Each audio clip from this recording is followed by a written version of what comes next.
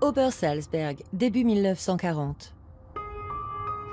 Eva Braun part skier accompagnée d'officiers du Führer. Elle est la maîtresse d'Hitler depuis 10 ans maintenant. Mais seuls quelques proches sont au fait de leur relation.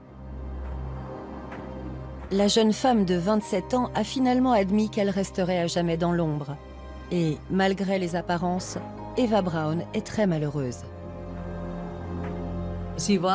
Elle vivait dans une cage dorée, qui n'était pas particulièrement dorée en fait.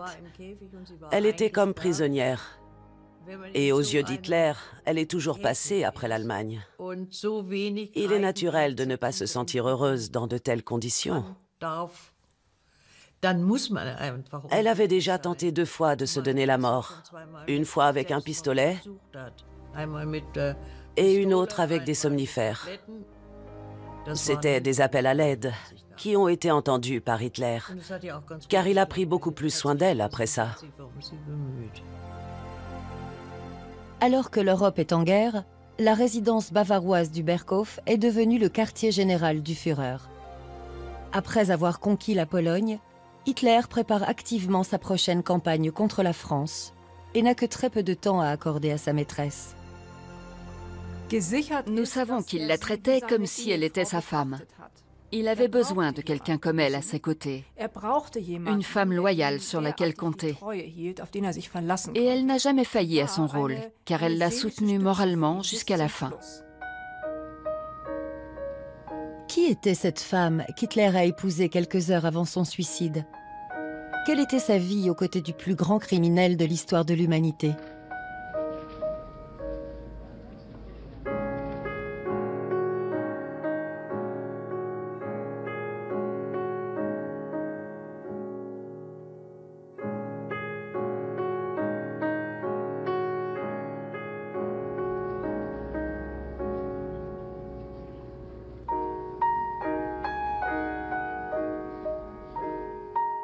Personne ne s'étonne plus que dans un état de fait, Eva Braun joue le rôle de maîtresse de maison à Obersalzberg. On l'appelle Gnädiges Fräulein, chère mademoiselle, ou Fräulein Braun, mademoiselle Braun. Le personnel la surnomme même patronne. Le monde idéal d'Obersalzberg et l'image idyllique du Berghof sont dévoilés au peuple allemand à des fins propagandistes durant la guerre, afin de soigner l'image du dictateur. Il effectue toujours ses longues marches, parfois en compagnie des amis d'Eva, mais aussi d'autres femmes, telles que l'actrice Magda Schneider, la mère de Romy Schneider.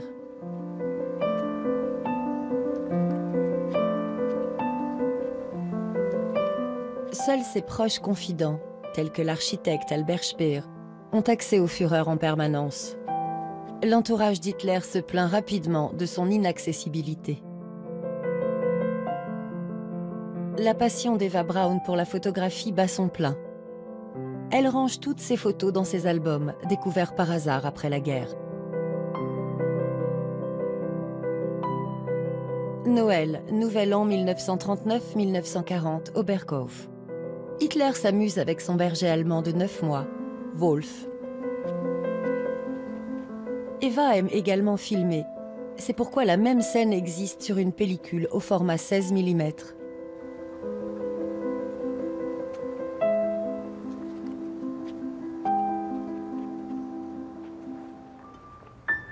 Le maître de maison se laisse également filmer en train de prendre le café, entouré des enfants d'Albert Speer.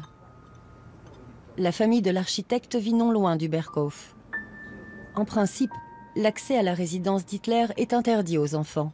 Mais à Noël et le jour de son anniversaire, les portes leur sont ouvertes afin de filmer l'illusion d'une vie privée tout à fait normale. L'une des secrétaires d'Hitler se demandera plus tard, incrédule, comment le peuple allemand a-t-il pu croire que cet homme belliqueux et meurtrier aimait allumer les bougies de Noël au Berghof et jouissait des joies de la vie de famille?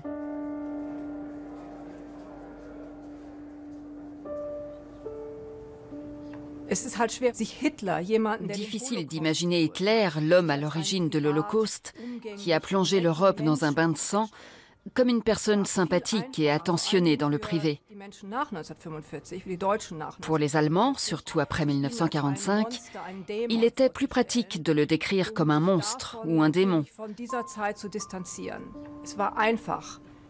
Pour prendre de la distance par rapport à cette période sombre de l'histoire, il était logique de se désolidariser de la sorte. Les personnes de son entourage proche se sont toutes également désolidarisées, dans leur propre intérêt. Et le résultat est qu'en définitive, on ne sait pas grand-chose de sa véritable vie privée. Pour la Saint-Sylvestre 1940, le dictateur organise une réception pour ses proches au Berghof. Heinrich Hoffmann, son photographe personnel, est également invité. Pendant la guerre, l'ancien camarade du Führer deviendra millionnaire en vendant des cartes postales et clichés, et Hitler recevra sa part des bénéfices. Le nouvel homme fort d'Obersalzberg est le secrétaire du parti, Martin Bormann. Il est impératif de passer par lui pour approcher Hitler. Bormann se charge des tâches ingrates pour le Führer. Gretel Braun fait également partie de ce cercle très fermé et partage la même passion pour les films et la photographie que sa sœur.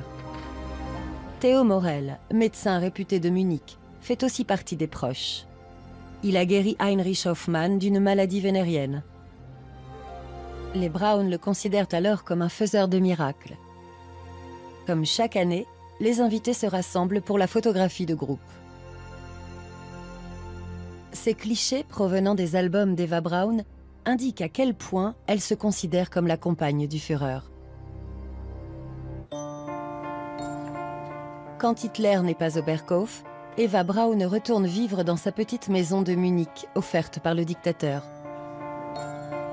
Elle y organise de nombreuses fêtes en compagnie de sa mère, Franziska, et de sa sœur, Gretel.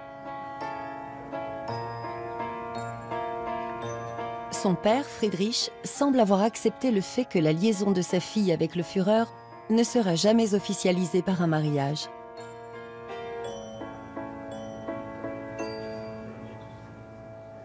Eva Braun continue de tourner et monter des films qui sont ensuite projetés au Berghof.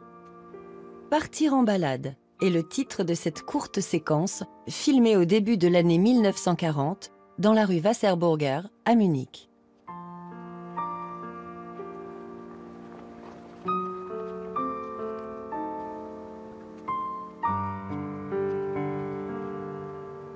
Au début du mois d'avril 1940, Hitler retourne vivre au Berghof. Depuis des mois, il prépare son offensive contre la France. Il est alors persuadé que s'il est victorieux avant que les troupes britanniques ne foulent le continent, la Grande-Bretagne serait alors contrainte de demander la paix. Le Führer porte également son attention sur la Scandinavie.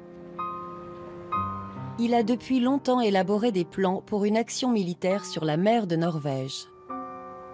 Le 9 avril 1940, l'opération Weserübung, exercice sur la Weser, est lancée et mènera à l'invasion de la Norvège par les troupes de la Wehrmacht. L'entourage composé d'officiers, de secrétaires et d'anciens compagnons comme Albert Speer est rassemblé sur la terrasse du Berghof. L'on dira plus tard qu'Hitler ne parlait jamais de politique en présence des femmes.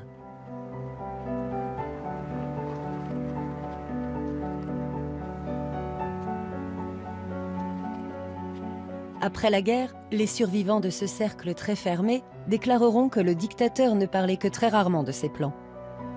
Mais la biographe d'Eva Braun reste persuadée qu'ils étaient au fait de l'offensive générale du 10 mai 1940 contre les Pays-Bas, la Belgique, le Luxembourg et la France.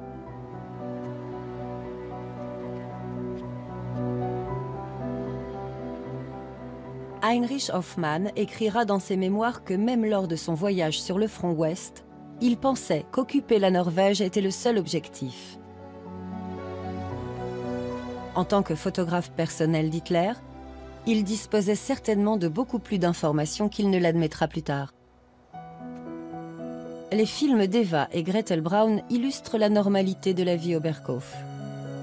Pendant que le Führer travaille avec ses officiers, les femmes restent assises sur un mur non loin. Hitler est réputé pour aimer le secret, et son entourage sait pertinemment qu'il faut éviter les questions embarrassantes.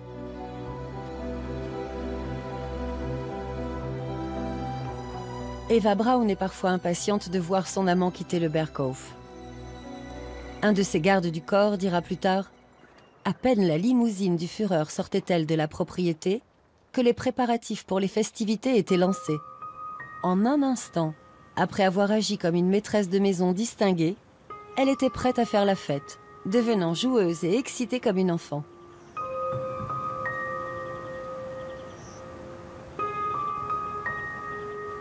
Île de Speer, à Mooslanderkopf. Lorsque le Führer se fait filmer à Obersalzberg, il aime être entouré des enfants de l'architecte. Leur père se souviendra plus tard.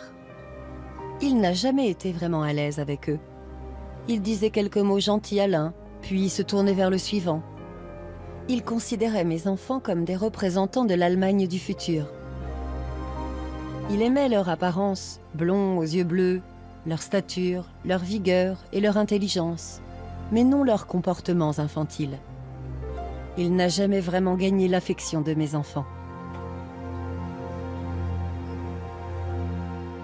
Ces clichés provenant des albums d'Eva Braun illustrent à quel point le couple se comporte comme un couple marié en privé. Mais le Führer refuse toujours le mariage.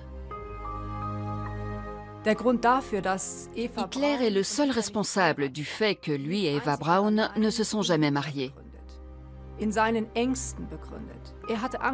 Il craignait d'avoir une épouse qui lui ferait d'éventuelles requêtes du fait de son statut. Il l'a très clairement exprimé à son entourage dans son quartier général en 1942. L'avantage d'une maîtresse, c'est qu'elle n'implique aucune responsabilité. Son rôle n'est que temporaire. Par conséquent, elle n'a rien à demander. Elle doit rester dépendante et soumise. Impossible de savoir si leur relation est strictement platonique. Aujourd'hui encore, des spéculations circulent sur la sexualité d'Hitler. La cousine d'Eva prétend qu'ils n'avaient aucune relation intime. Je ne les voyais pas comme un couple normal. De ce que je ressentais, ils avaient plutôt une relation père-fille. Et j'en suis toujours intimement convaincue, parce que j'ai toujours voulu que ce soit le cas. Rien que le fait de penser à cet homme qui la touche m'est insupportable, et encore aujourd'hui. Pourtant, au Berghof, un passage secret relie directement les quartiers d'Eva à la chambre d'Hitler. Mais les clichés de ces pièces n'offrent aucun détail d'ordre privé.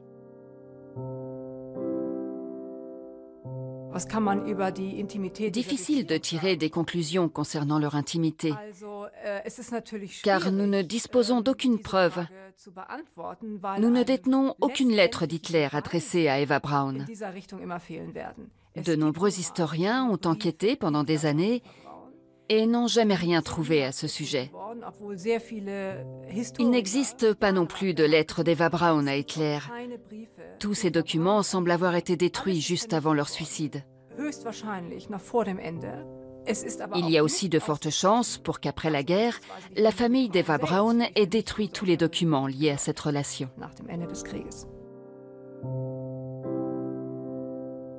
Albert Speer écrira ce qui suit. « J'ai toujours été surpris qu'Hitler et elle n'aient jamais montré quoi que ce soit laissant entendre une éventuelle relation. Mais le soir, ils montaient toujours ensemble vers les chambres. Hitler surnommait Eva Braun Lapin et Diablotin. Après la guerre, le personnel du Berghof s'est vu interrogé sur la nature de leur relation. Ils ont parlé de draps froissés, mais rien de concret. Un historien a même suggéré qu'Hitler pouvait être homosexuel et que sa relation avec Eva Braun était un simulacre. Mais cette théorie n'a jamais été prouvée. En attendant, les terriers de la jeune femme, Stasi et Négus, gardent jalousement la chambre de leur maîtresse.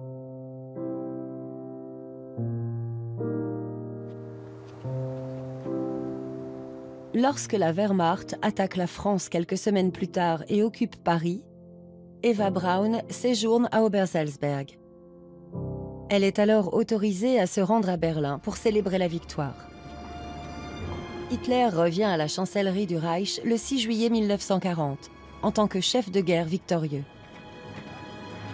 Eva Braun filme cette scène depuis une fenêtre.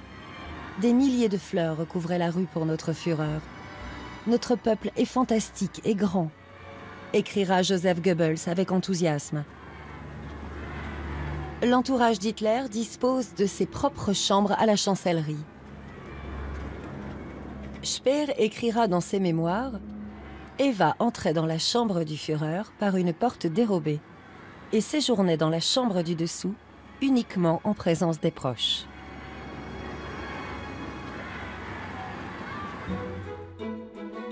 Eva Braun fête ses 29 ans le 6 février 1941. Son partenaire est absent. Elle célèbre son anniversaire en famille. Comme souvent, il lui fait envoyer des bijoux pour l'occasion. En présence de son père, Friedrich, de sa mère, Franziska, et de sa sœur, Gretel, Eva Braun semble plus heureuse qu'à l'accoutumée. Toute sa famille profite alors de sa relation avec Hitler, et nul ne la lui reproche désormais. Au début, les parents d'Eva n'approuvaient pas le fait que leur relation n'aboutisse pas au mariage. Mais comme son père le déclarera plus tard, ils éprouvaient tout de même une certaine fierté du fait que leur fille soit la petite amie du Führer. Au cours de son procès, Friedrich Braun déclarera également que sa fille n'aurait pas choisi Hitler s'il avait été une mauvaise personne. Au début du mois de juin 1941, le dictateur apparaît satisfait à Obersalzberg. À cet instant, il a conquis une grande partie de l'Europe de l'Ouest et du Nord. À ses côtés se trouve le commandant SS Sepp Dietrich, un camarade du mouvement nazi de la première heure. Depuis décembre 1940, le dictateur élabore un plan pour lancer une offensive contre l'Union soviétique. Celui-ci sera développé au cours des nombreuses rencontres avec ses officiers dans son refuge alpin. L'opération Barbarossa tire probablement son nom de la vue panoramique d'Untersberg. Selon la légende, c'est dans une caverne de cette chaîne de montagnes que l'empereur Frédéric Barberousse serait endormi depuis plus de 1000 ans. Une caméra est présentée au chef suprême. Eva et Gretel filment la scène. Ce film, capté seulement quelques semaines avant l'attaque de l'Union soviétique, est intitulé « Auf dem Berghof » au Berghof.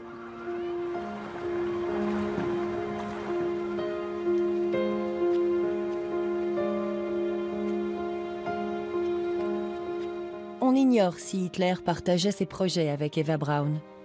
Sa biographe est certaine qu'il l'informait de certains d'entre eux. Le Führer a pour objectif la destruction du judéo-bolchevisme. Il est persuadé que la Grande-Bretagne cessera toute résistance une fois que l'Union soviétique sera défaite, suite à l'offensive. Les sœurs Braun filment et photographient cette scène un jour de juin 1941. Hitler en compagnie de l'un des fils de Martin Bormann. Le dictateur accepte de poser de la sorte. C'est ainsi qu'Eva aime le voir, détendue et en privé. Elle vend régulièrement ce genre de clichés à Heinrich Hoffmann, qui les publie dans des albums de propagande. Sepp Dietrich se laisse également photographier aux côtés de la famille Speer. Sa division blindée perpétuera plus tard des crimes de guerre et des massacres. Après le conflit, ce camarade de la première heure sera condamné à perpétuité et ne renoncera jamais à ses convictions national-socialistes. Pendant qu'Hitler et ses généraux s'apprêtent à lancer l'offensive contre l'Union soviétique, les femmes voyagent en Italie. Le groupe est constitué des sœurs Braun, de leur mère Franziska, de Margaret Speer et de 2 amies. Florence est leur première destination. Elles peuvent faire les boutiques sans être reconnues dans l'Italie dirigée par le proche dictateur Benito Mussolini. Les femmes de l'entourage d'Hitler recherchent toujours l'élégance, même en temps de guerre. Leurs chapeaux et tenues leur viennent de Berlin ou de Paris occupé. Puis, le petit groupe part pour Naples afin de visiter les ruines de Pompéi et d'Herculanum. En l'an 79 avant notre ère, ces deux villes furent surprises par l'éruption du Vésuve et entièrement détruites. Eva Braun visite l'ancien amphithéâtre, vêtue d'un élégant tailleur pantalon.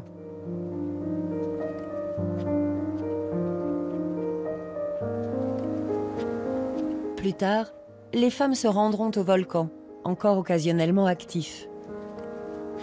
Gretel Braun filme sa sœur Eva parmi les gaz volcaniques et la lave. Le Vésuve engendra la mort de nombreuses personnes à Pompéi et Herculanum.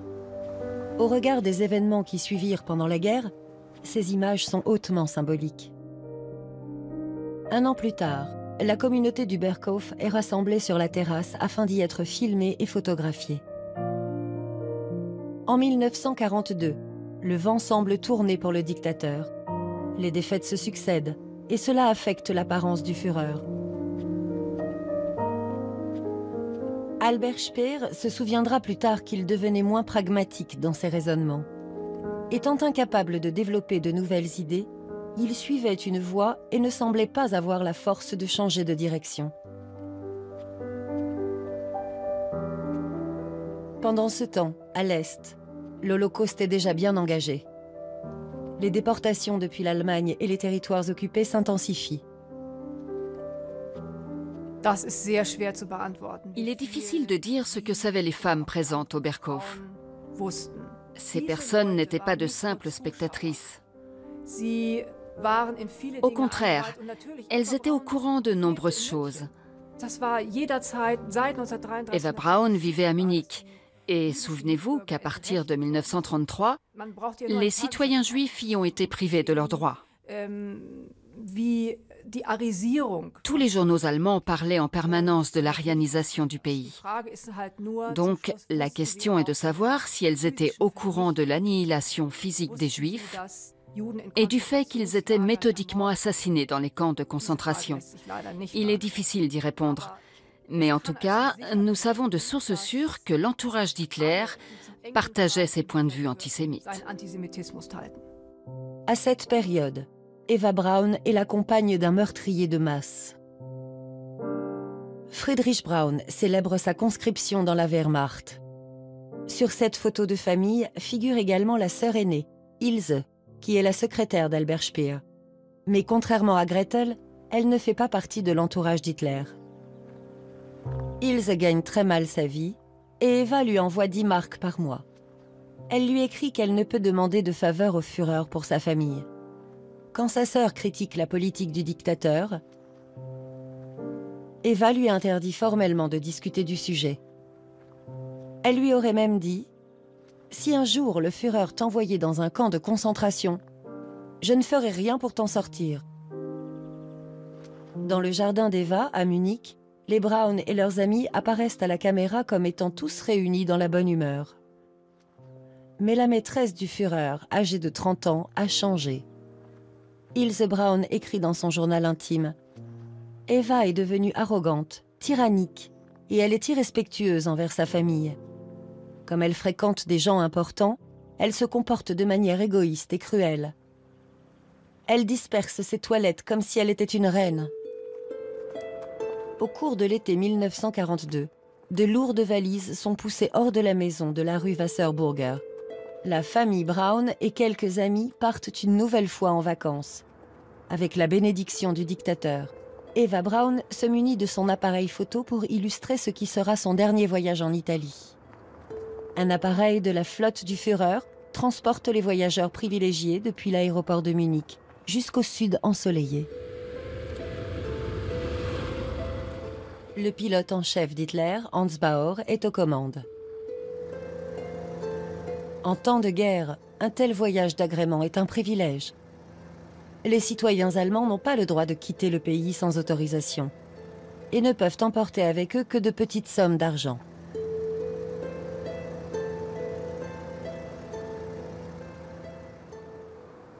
Leur destination est le luxueux complexe hôtelier de Portofino, près de Gênes, où les Brown ont coutume de passer leurs vacances.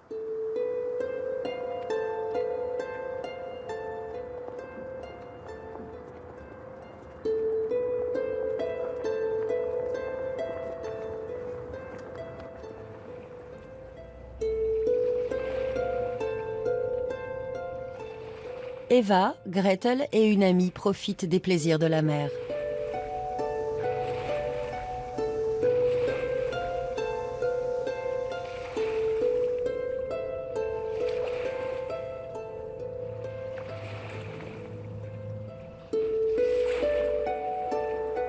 Loin de la discipline du Berghof, elles boivent beaucoup d'alcool.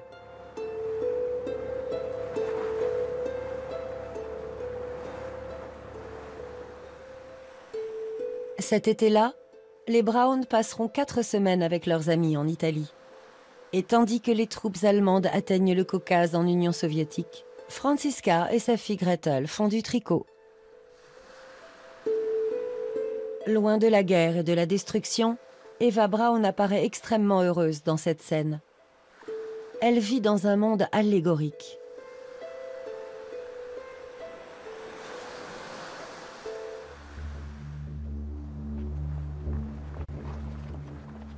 Le secrétaire d'Hitler, Martin Bormann, prend des mesures spéciales à Obersalzberg pour protéger le Führer des attaques menées au sol ou dans les airs. Ainsi, le Berghof est équipé de canons spéciaux capables d'entourer le site d'un épais brouillard. En ce début de 1943, Hitler teste le bouclier. Il est en sécurité, tandis que les forces aériennes alliées commencent à raser les villes allemandes.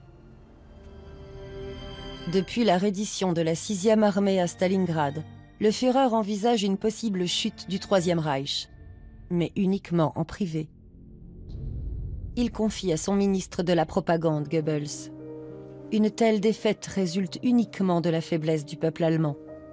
Si les Allemands ont été si faibles, alors ils méritent d'être réduits à néant par un peuple plus fort.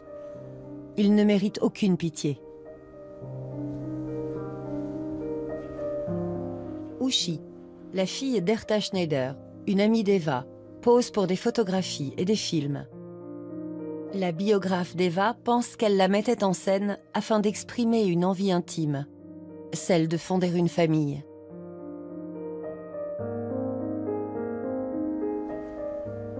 Au moment où ces scènes sont tournées, les enfants juifs sont exterminés dans les camps de la mort à l'Est. L'anniversaire du Führer est un événement traditionnellement fêté au Berghof. En 1943, Heinrich Hoffmann lui offre un album de photos. Les enfants de Bormann et Speer lui souhaitent son anniversaire. Les domestiques ont également l'autorisation de souhaiter l'anniversaire au dictateur de 54 ans. 2 ans plus tard, Hitler se suicidera d'une balle dans la tête dans son bunker, sous la chancellerie du Reich.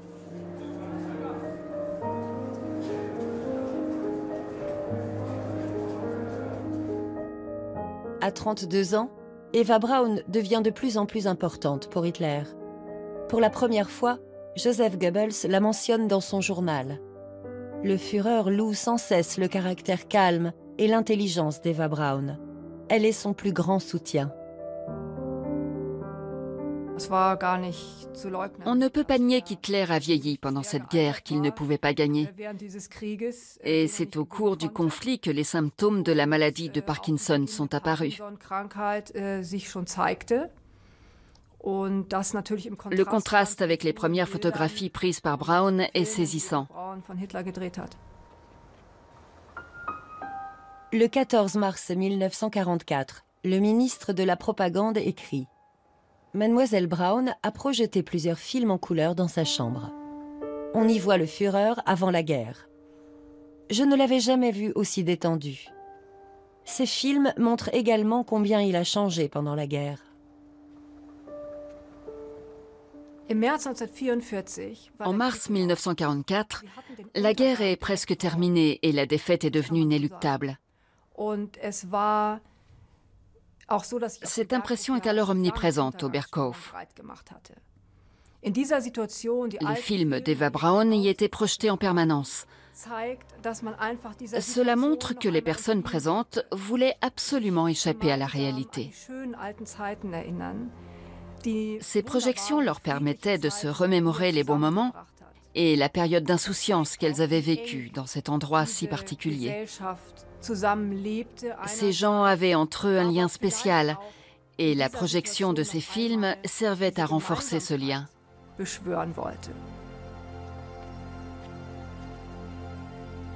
Le 20 avril 1944, Hitler célèbre son 55e anniversaire au Berghof.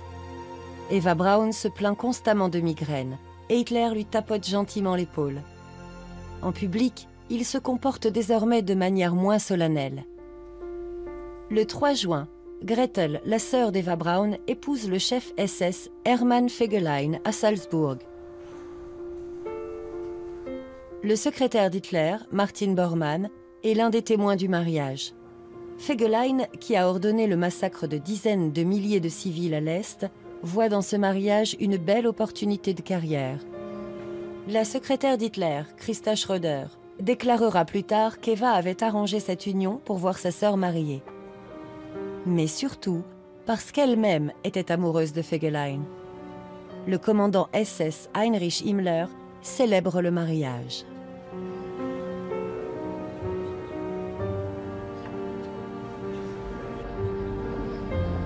D'après Christa Schröder, Eva Braun aurait déclaré « Je veux que ce mariage soit aussi beau que si c'était le mien ». Les festivités se déroulent à Obersalzberg. La mariée est filmée en train de profiter de ce grand jour. Hermann Fegelein est un séducteur avéré et Christa Schröder considère qu'il apprécie d'autant plus l'idée de devenir le beau-frère du Führer. Eva aurait dit « Je suis heureuse que Fegelein ait épousé ma sœur. Maintenant, je suis quelqu'un, la belle-sœur de Fegelein. » Dans la salle de réception du Berghof, le dictateur pose pour une photographie avec les mariés. Eva Braun n'y figure pas. Fegelein sera capturé en avril 1945 alors qu'il tente de fuir l'Allemagne. Hitler le fera juger et exécuter.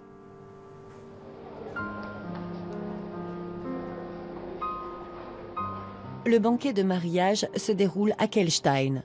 Martin Bormann fait servir mets et boissons provenant des réserves abondantes du Berghof.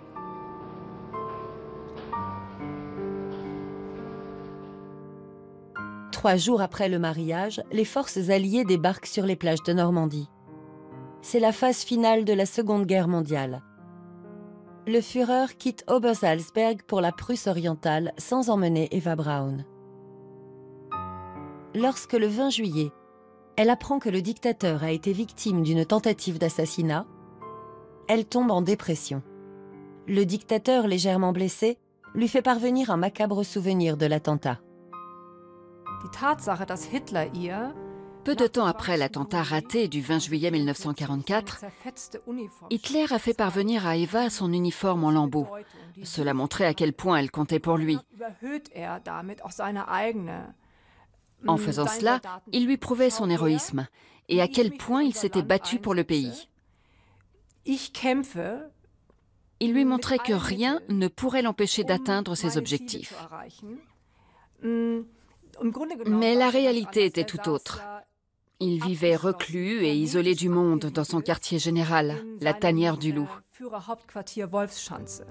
Le fait qu'il ait voulu qu'elle voie son uniforme déchiré est tout de même très révélateur de leur relation. Il agissait de manière basique, comme n'importe quel homme normal qui veut impressionner une femme. Les semaines suivantes, Eva Braun fait plusieurs allers-retours entre Munich et Berchtesgaden. Sa famille ne l'accompagne plus à Obersalzberg. Comme elle se sent très seule, elle demande à sa cousine Gertraud de Jena de lui rendre visite. La jeune femme, alors âgée de 19 ans, part pour Munich en août 1944. Deux SS m'attendaient devant chez moi. L'un a pris ma valise, l'autre m'a dit « Montez dans la voiture, nous allons vous conduire chez votre cousine ». Je pensais toujours qu'il m'emmènerait à Munich, parce que c'est là que je comptais retrouver Eva. Je leur ai demandé « Mais où m'emmenez-vous » Ils m'ont répondu « Nous vous conduisons à Obersalzberg ». Depuis qu'Hitler a quitté son refuge bavarois avec son cortège militaire, le calme s'y est installé. Parfois, une alerte de raid aérien retentit, mais les Britanniques et les Américains n'osent pas attaquer le Berghof. La zone est protégée par des unités antiaériennes et de nombreux soldats SS. Les officiers m'ont demandé d'ouvrir ma valise et de la vider. Je leur ai dit que je ne comprenais pas ce qu'ils voulaient.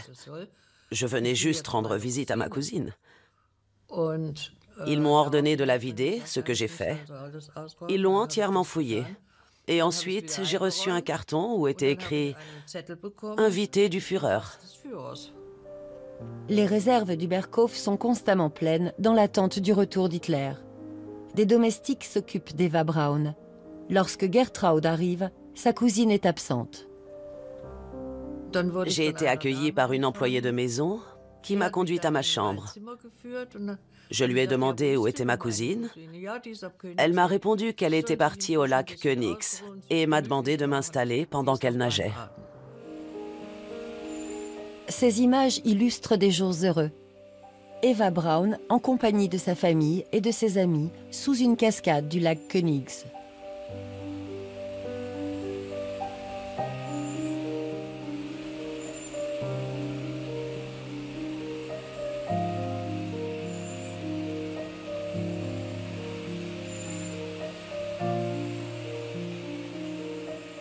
Friedrich Braun profitera allègrement de la relation qu'avait sa fille jusqu'à la fin. Gretel Fegelein tombera enceinte, puis donnera naissance à son enfant pendant le chaos des derniers mois de la guerre. Son mari entretient une relation avec une actrice berlinoise. Après qu'un soldat SS l'a surpris en flagrant délit d'adultère, Hermann Fegelein deviendra immédiatement persona non grata à Obersalzberg. À la fin de l'été 1944, Eva Braun profite du lac en compagnie de sa cousine. Elle donne toujours l'impression d'être de très bonne humeur. Elle était trop expressive, trop joyeuse pour que ce soit vrai. Personnellement, je n'y ai jamais cru. J'ai rapidement compris qu'elle portait un masque, censé dissimuler ce que les autres ne devaient voir. Après la baignade, le groupe profite du soleil sur le plateau de Kelstein.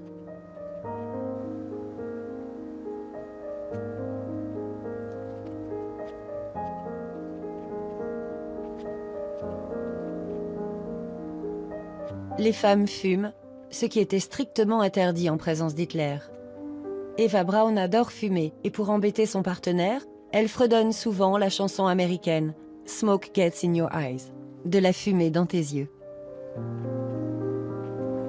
Elle ne s'intéressera à l'évolution de la guerre qu'à l'instant où les Alliés atteindront les frontières allemandes. Elle ignorait complètement ce qui se passait, jusqu'à ce jour dans la maison de thé. J'y ai vu une radio et j'ai demandé à ce qu'on l'emmène au Berghof. Elle semblait d'accord. Mais elle m'a quand même demandé pourquoi je voulais écouter la radio. Elle ne comprenait pas. Je lui ai simplement répondu que je voulais savoir ce qui se passait. Au Berghof, il n'y avait ni radio, ni journaux, juste quelques magazines de mode provenant d'autres pays. Nous étions complètement isolés du monde. Et c'est ainsi que nous avons eu des nouvelles du front. En septembre 1944, les nouvelles sont plus que mauvaises. Paris est libéré. Les Américains atteignent Aix-la-Chapelle et l'armée rouge, la Prusse orientale. Elle est devenue de plus en plus sérieuse et grave. L'automne est arrivé et nous n'allions plus nager. Elle prenait son petit déjeuner et s'enfermait ensuite dans sa chambre pendant toute la matinée. Sa joie de vivre n'était plus. Je pense qu'elle avait pris conscience de la réalité des choses en entendant les informations. Et elle a commencé à prendre des décisions pour son futur.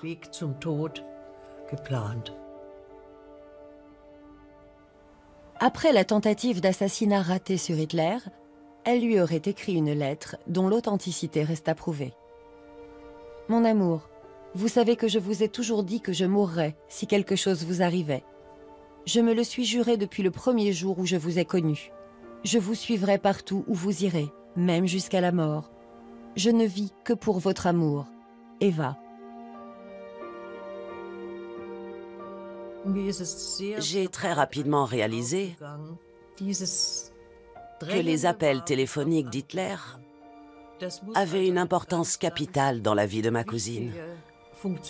Elle les attendait tous les jours avec impatience. Ils ne duraient pas longtemps, peut-être 10 minutes. La plupart du temps, nous regardions un film, le téléphone sonnait, quelqu'un allait répondre et disait « Mademoiselle Brown, c'est pour vous ?» et elle courait répondre pendant que nous continuions de regarder le film. Ces appels ne s'éternisaient pas et elle ne nous racontait jamais de quoi ils avaient parlé. Mais une chose est sûre, c'est qu'ils étaient très importants pour elle. Ensuite, elle nous disait « Il a appelé, on peut aller se balader. » Ou « Il a appelé, on peut aller à Munich. » Ou encore « Allons à la maison de thé. » Elle restait au Berghof tant qu'elle n'avait pas reçu son appel. Et s'il tardait à appeler, elle devenait de plus en plus triste. Mais il finissait toujours par appeler.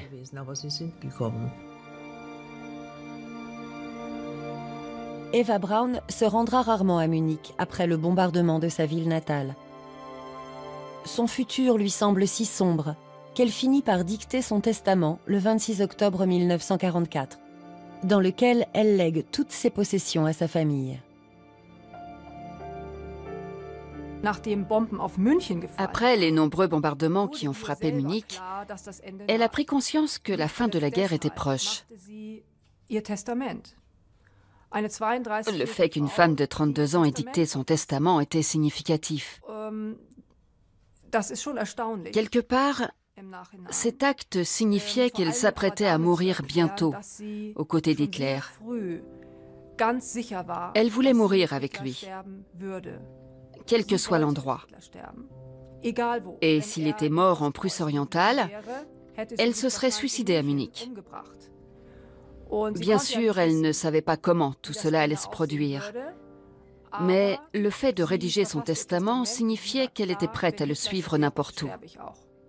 Au début du mois de mars 1945, elle effectue son dernier trajet pour Berlin. Son voyage à Berlin avait été organisé. Il ne s'est pas décidé à la dernière minute. Elle s'y rendait clairement pour mourir aux côtés d'Hitler. Elle n'est pas arrivée au bunker pour une visite de courtoisie. Et le mariage a été une décision qu'elle a prise spontanément.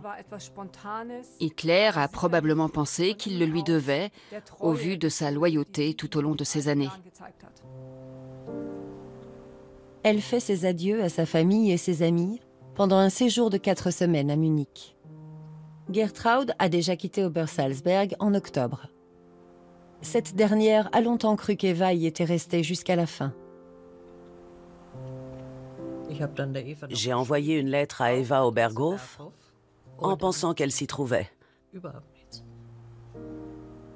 Et bien évidemment, je n'ai jamais reçu de réponse. J'ai appris son sort en écoutant la radio. Les premiers jours, ils y ont annoncé qu'Hitler était mort d'une mort héroïque. Et j'ignorais ce qu'il était advenu d'Eva.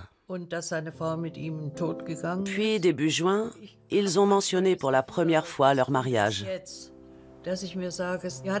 et le fait qu'ils s'étaient tous les deux suicidés. J'ai l'impression qu'elle voulait que sa famille sache qu'elle s'était mariée. Malgré tout, sa famille avait mal vécu son existence de maîtresse, peu importe qu'elle fût celle d'Hitler ou d'un autre. Mais à la fin, elle était une femme mariée. Et j'imagine que c'était très important pour elle. Elle s'est unie à un vieil homme malade, un meurtrier, un criminel. Et son dernier acte a été de l'accompagner dans la mort. Le dictateur épouse Eva Braun dans la nuit du 28 au 29 avril 1945. Leur union durera à peine 48 heures.